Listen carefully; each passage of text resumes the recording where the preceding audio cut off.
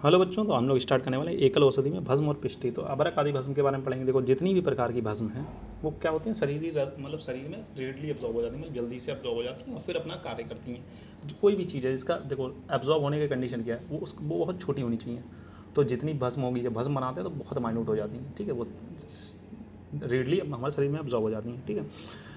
फिर युक्तिपूर्वक प्रयोग करने पर, मतलब अगर आप इन्हें सही तरीके से प्रयोग करते हैं, देखो अगर आपने गलत तरीके से प्रयोग करी तो ये रोग कारण हो जाएगी, ठीक है। अगर आपने सही तरीके से प्रयोग करी, ये महारोग, मतलब जो रोग बहुत मतलब दवाई नॉर्मल दवाइयों से नहीं सही हो रहे, वो भस्मों से सही हो जाते हैं, ऐसा आचार्यों ने कहा, ठीक है।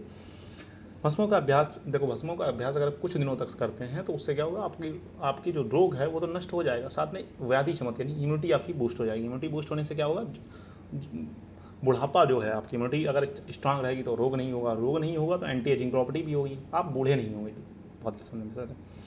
पुट से जो भस्म तैयार की उसके क्या क्या गुण होते हैं, लघुता, शीघ्र व्यापी, और ये जठराग्नि को मतलब जठराग्नि की मंदता को दूर करती है। देखो जितनी भी भस्में जो हैं पुट के द्वारा, मतलब सराव संपुट, पुट, गजपुट, महापुट, उनके द्वारा अगर तैयार की गई हैं तो ये इनके अंदर क्या क्या गुण होते हैं, लघुता होती है, शीघ्र व्यापी होती है, जठराग्नि मंदता को दूर करती है, ठीक है। आयुर्वेद मतानुसार आयुर्वेद में आचार्यों ने बताया है कि रोगा सर्वव्यापी जयंती मंदम मंदन चरित। इसका मतलब क्या है कि सारे रोगों का कारण मंदग्नि है। अगर मंदग्नि को हम लोग दूर करते हैं तो सारे रोग दूर हो जाएंगे। वही यहाँ पर कॉन्सेप्ट यहाँ पर समझाया गया कि सारे रोग जो हो रहे हैं वो मंदग्नि से हो रहे हैं, और मंदग्नि को हमने अगर दूर कर दिया तो सारे रोग दूर हो सकते हैं, ठीक है।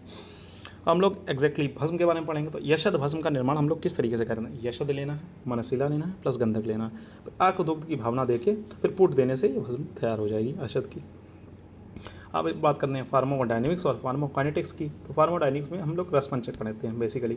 तो रस क्या है, इसका कटु और कषाय, गुड़ लघु है, वीरी जो है वो शीत है, विपाक जो है कटु है, और दोषकर्म है त्रिदोष शामक, ठीक है। इसे आप ऐसे करके के एस से भी याद कर सकते हैं, मतलब कटु कटु उष्ण, कटु कटु के एस, कटु कटु शीत, ठीक है। इस तरीके से याद कर सकते हैं। इसका शॉर्ट फॉर्म आप बना लीजिए। जैसे मैंने जब पढ़ा था तो मैंने क्या शॉर्ट फॉर्म बनाया था, मैंने रस लिया था, विपाक लिया था, वीर्य लिया था, ठीक है।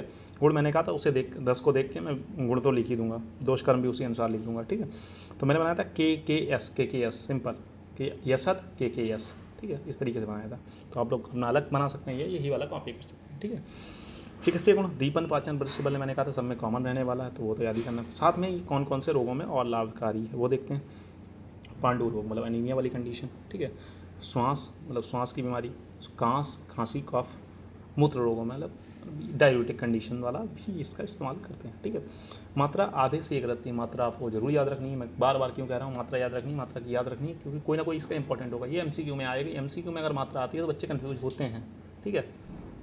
ऐसा नहीं है कि मतलब मात्रा आपको अभी लगेगा कि हाँ क्या है मात्रा, इसकी इसकी याद रहेगी, वहाँ पर कन्फ्यूजन होता है, इसलिए आप इसे थोड़ा गौर से देखिएगा, ठीक है।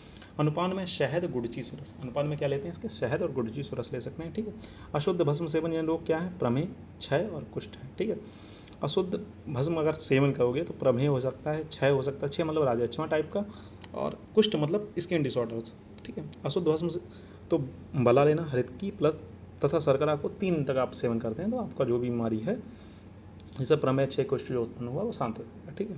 रिसर्च अपडेट, वेरिलिटी एंड इंटेलिजेंस मतलब आदमी की मतलब जो सोचने की क्षमता है वो बढ़ा देती है, ठीक है। मकाल में जाता है गोघृत प्लस एसद भस्म 7 दिन तक आप विचर्चिका यानी कि विचर्चिका एक स्किन डिसऑर्डर है उसमें आप प्रयोग करेंगे तो लाभ मिलेगा, ठीक है बच्चों। फिर मिलते हैं नेक्स्ट लेक्चर में, तब तक के लिए हैव अ नाइस डे। पढ़ते रहें, मस्त रहें।